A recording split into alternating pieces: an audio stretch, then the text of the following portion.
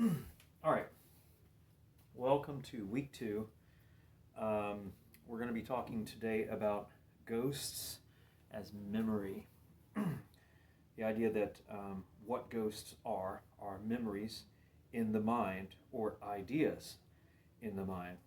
Probably should have titled this the mind theory, but ghosts are usually past people. They're usually people that exist in the past. So and in someone's memories somewhere. So I think it's probably best to describe it as the memory theory. So how does this? Let's see. So in some ways, ghosts are usually the past memory of people. So how does how is this just in the mind? So how does memory create ghosts? So we have memories. Now, I'm remembering someone from the past. I'm remembering someone that had passed away or someone I knew 20 years ago. How does that create a ghost? Why is that not just a thought or an idea in the mind? This is where we'll discuss something called idealism.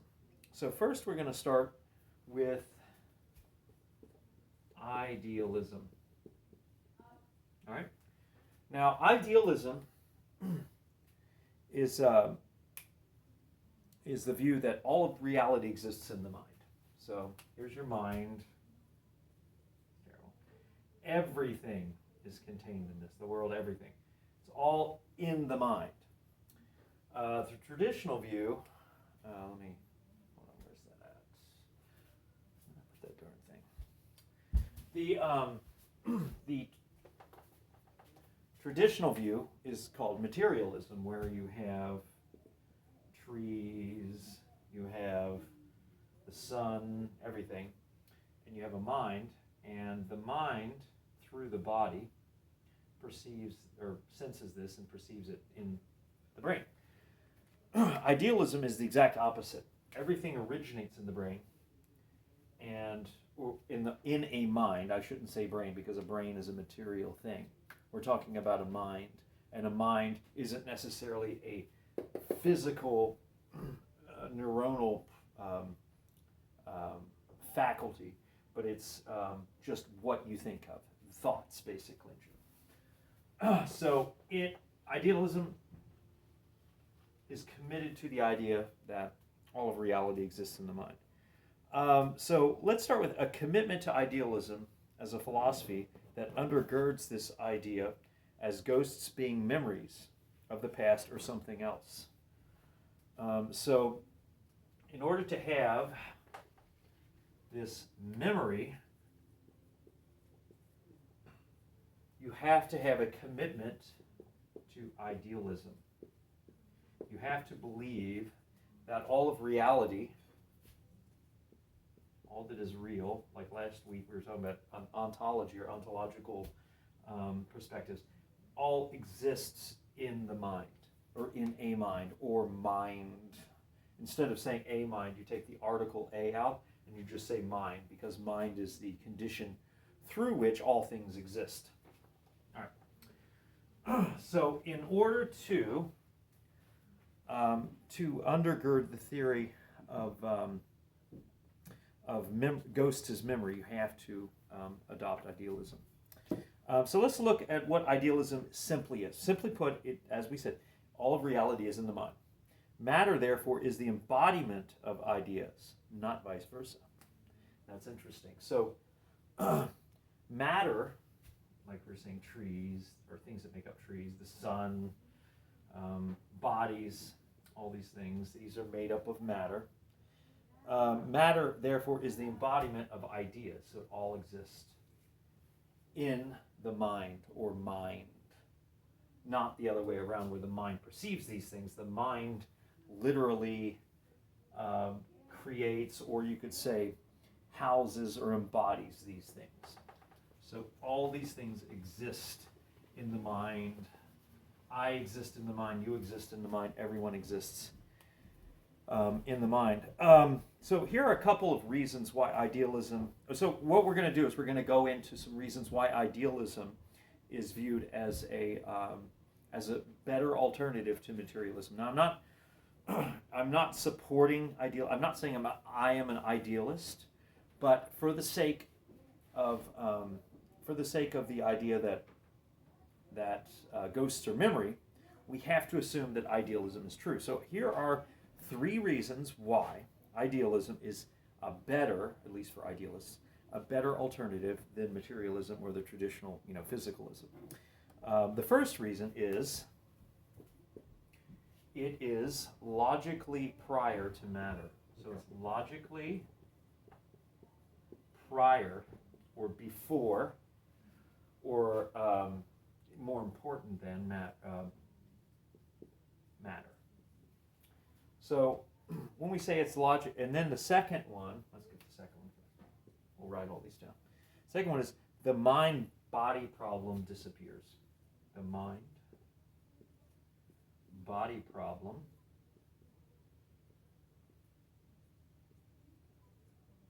disappears. We'll go over these. I'm just writing them down, listing them. And 3, not much room here. Free will and determinism debate ceases to be a problem. So free will, determinism,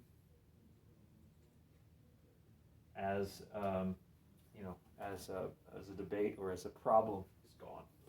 You don't have that problem anymore if you assume that idealism is true. All right, so we're going to tackle number 1, the first one, which is that ideas or the mind is logically prior to matter. Okay, so let's see. Okay, so where are we at? Sorry, I'm thinking. So let's look at idealism. Simply put, okay. Okay. First, our minds are logically prior to physical experience.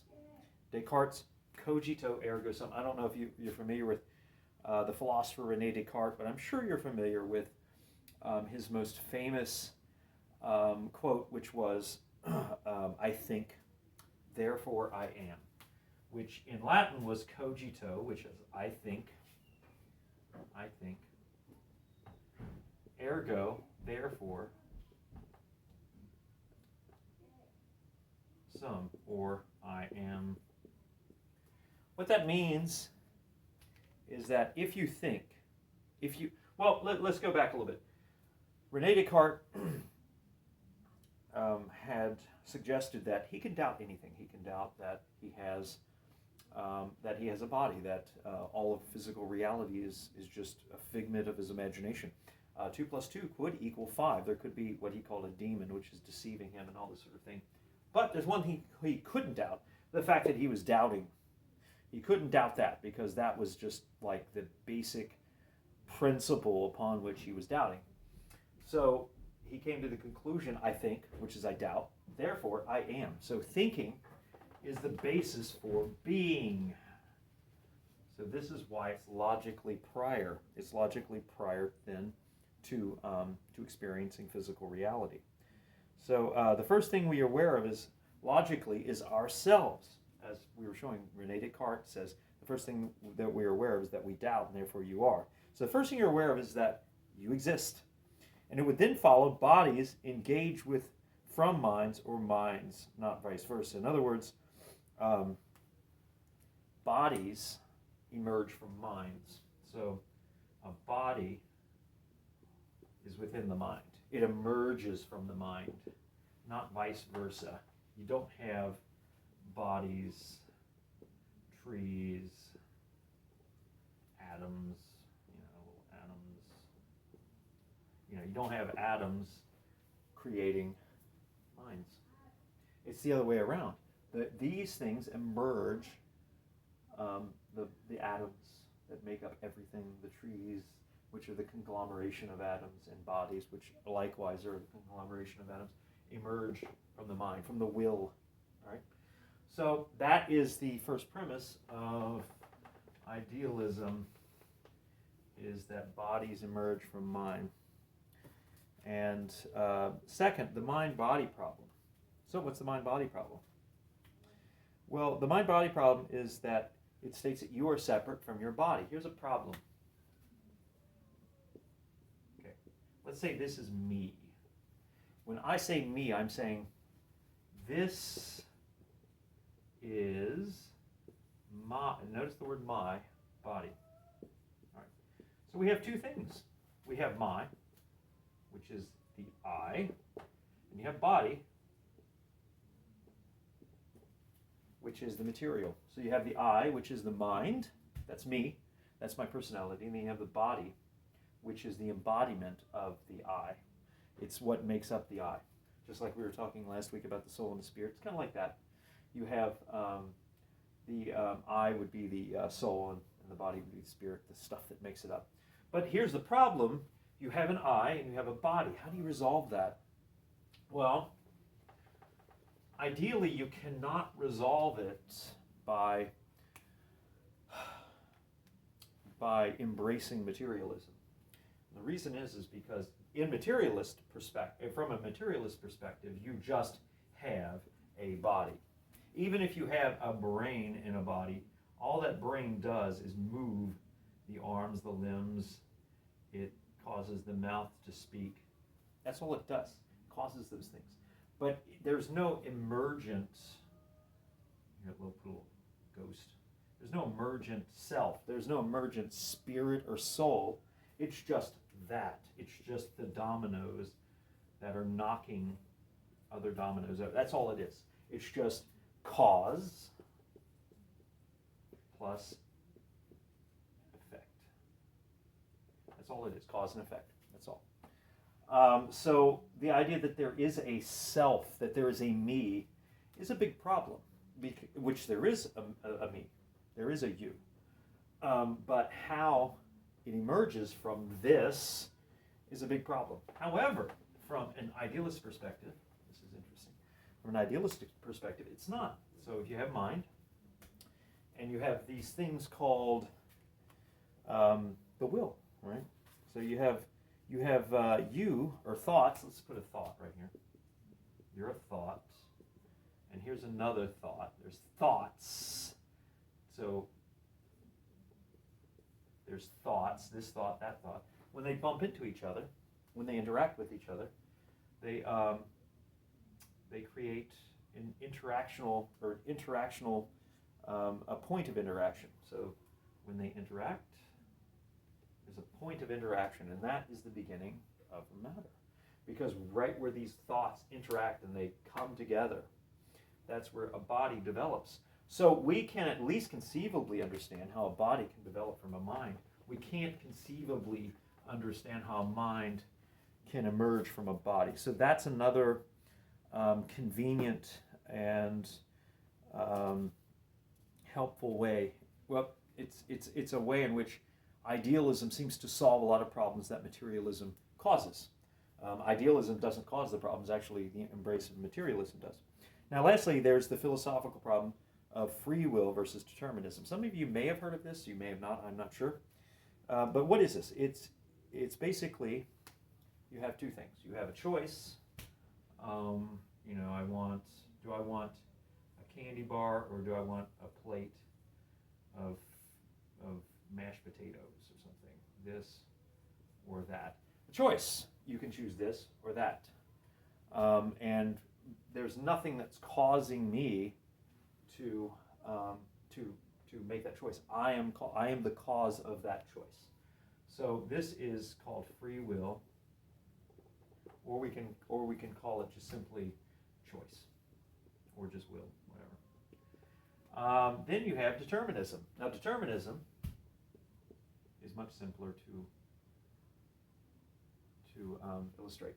It's just simply what we were talking about, the dominoes. You have the dominoes, and they fall over. Cause, effect. This causes that. So according to determinism, my choosing the candy bar or the plate of food is no different than just a complex set of dominoes. There is no soul that is freely choosing between those two things. It is caused by some prior event. But the problem is we immediately recognize we do have choice. If I want to raise up my arm, I raise up my arm. When I think about the distinction between dominoes, something touching another thing and causing the next thing in line to fall and this and that. It is completely different than when I reflectively think about my own choices. When I reflectively think about my own choices, I don't express that in terms of cause and effect. I express it in terms of choice, or in terms of volition. There's another word, volition, or agency. There's another word. So I think of this as terms of volition or agency. It's not a series of physical things that are coming into contact with another thing and causing something. It's simply just an act that is caused by its own choice. All right. So from a materialist perspective, that's really hard to resolve. And the reason is because if you have a body, the cause of the body moving has to be the brain. And whatever caused the brain would have been, at some point, it has to have to do with physics. It has to have something to do with physics. And so ideally, you should be able to figure out what someone's going to do if you have a thorough understanding of physics and you're able to identify all the causes. But we can't do that. So we're stuck with the dominoes, which some things, like the formation of stars in the sky, a rock falling from a great mountain or something. These are things that we can determine accurately. We can't determine someone's behavior accurately from those same principles. So we have to apply or appeal to psychology or religion or some other discipline to understand why people do certain things. I can't appeal to physics. So that's the big problem. We have this gulf between physical causation and human agency. So if you're a materialist, you necessarily have to appeal to one of those two. Now, if you are an idealist and all things are in mind, you don't have to. If there is a body and it chooses to do blah, blah, blah, that's no different than the dominoes. Because here's the kicker. Because the dominoes falling over, even though they were caused by prior dominoes, the very formation of that domino was caused by the intentionality of mind. The mind, or God, if you want to refer to it as that, if you're a non-theist and you don't believe in God, you can just say the intentionality of reality. The intentionality of reality, which is that mind, that thought, is the agency which caused the formation of these dominoes. Everything within an idealist framework is caused by volition, not caused by a physical thing touching another physical thing. It's caused by choice. It's caused by agency. It chose. This mind chose to develop everything in a certain way in order for it to happen. Now that's the same as this, because this has agency as well. So both this and that are still participating in agency. This is participating in agency of the whole. This is participating in agency in just this body. But it's still filled up. Like, think about this is a bowl and there's all this liquid in here and it's all floating. What the liquid is that makes that up is agency. So we have one cause for everything as opposed to two causes according to materialism. So those three reasons,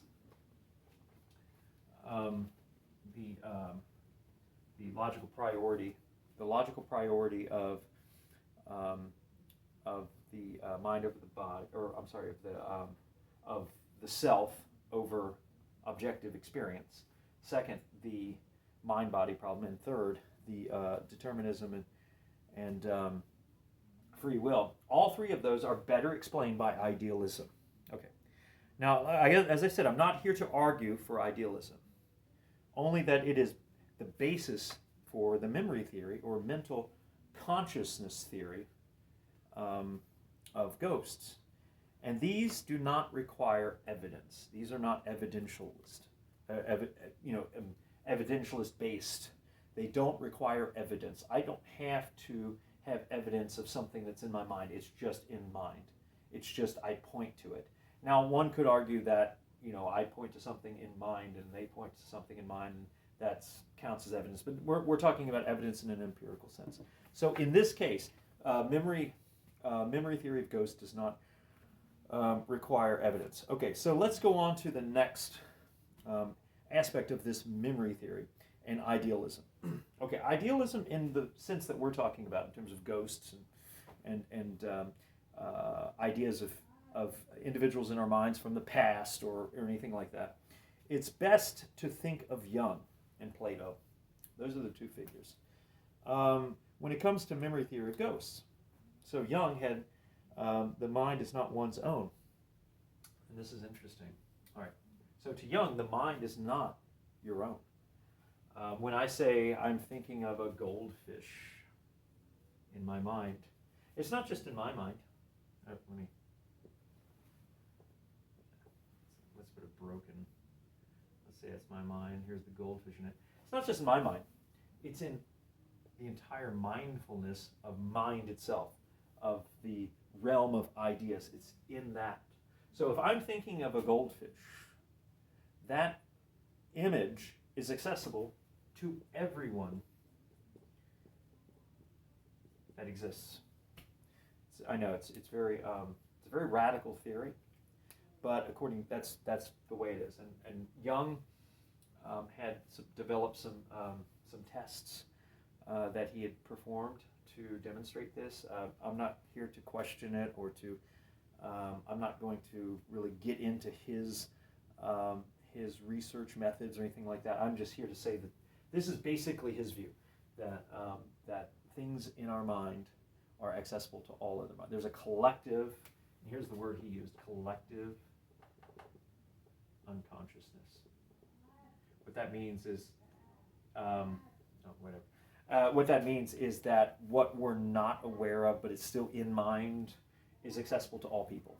So that would be his view. Now Plato, which is of course thousands of years early, he mirrored this view in a sense.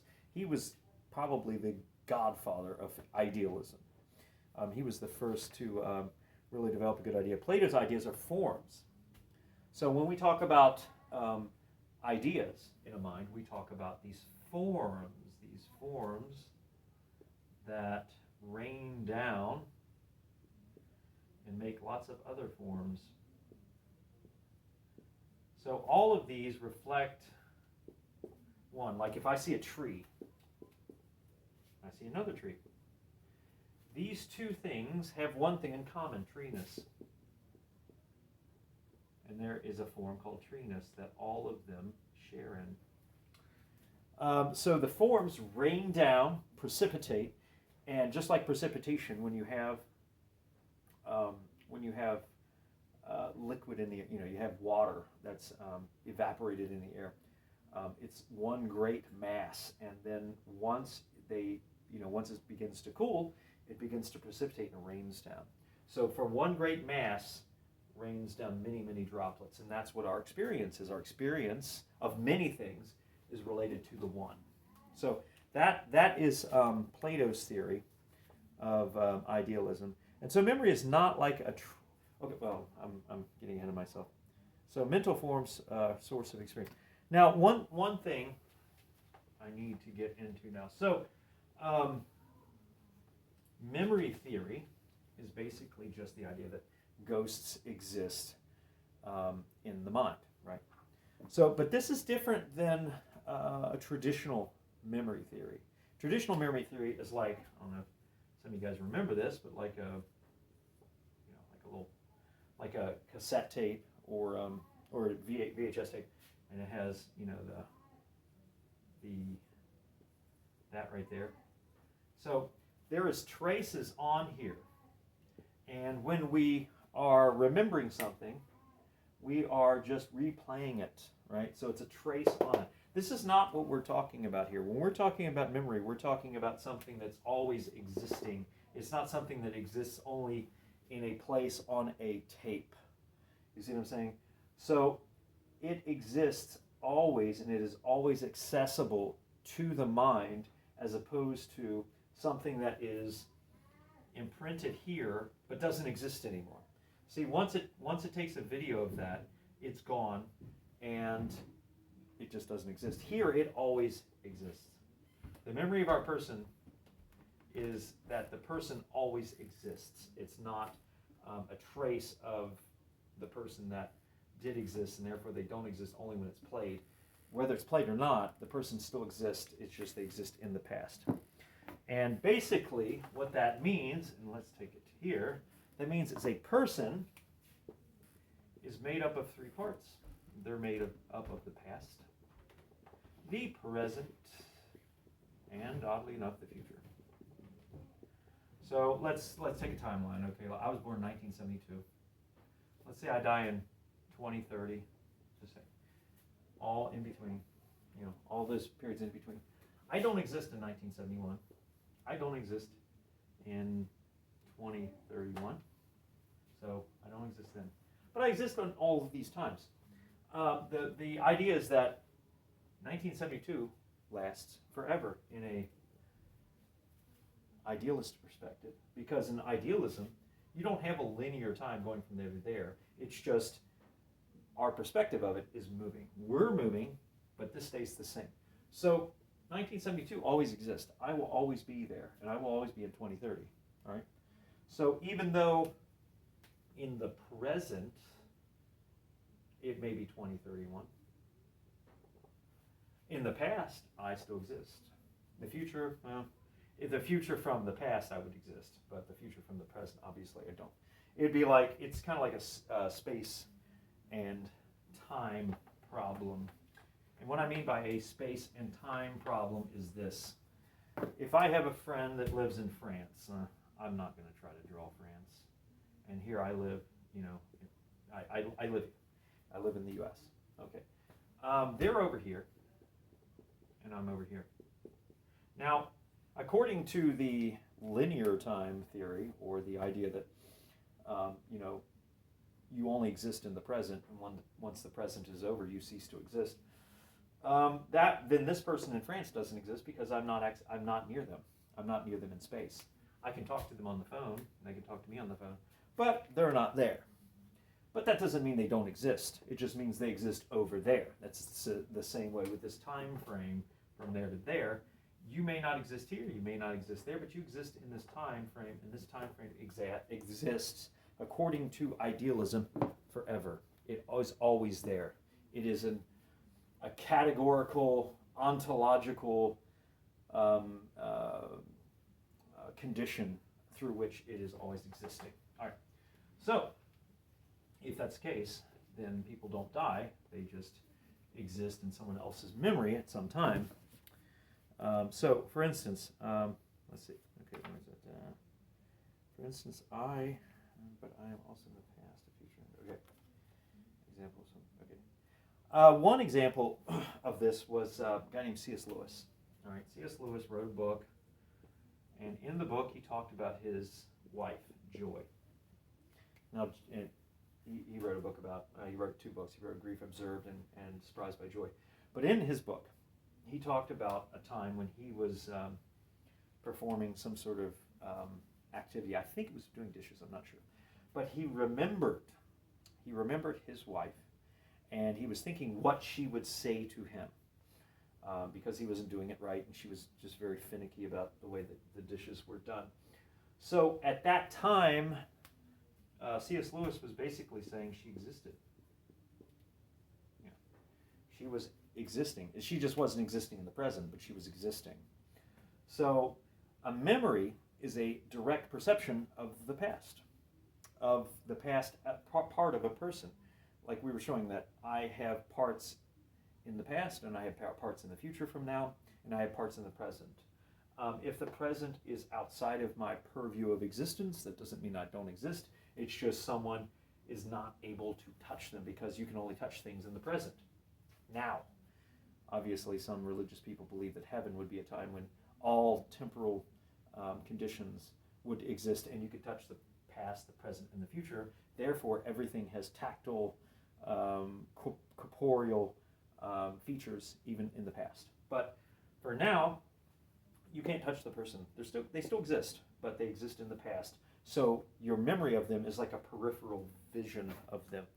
And I'm going to kind of explain what that means, or try to. Let's see, what is this? It's nothing more than the okay, so I'm going to go into detail a little bit on this interaction. Since the physical world to the idealist is nothing more than the interaction of other hold on. Let me get this. Since the physical world to the idealist is nothing more than the interaction of other thoughts or other minds, the present could be infected or intruded by the past or the future. So let's see, here's the present. This is what's happening now, and this is the past. Let's see, this is the future. Okay, so if you're remembering this, you can't touch it. It's just out of your reach. But in some instances of some trauma or something here, this person here in the past wants to tell the present person something, this trauma can push this bubble here just briefly enough so that this person feels them.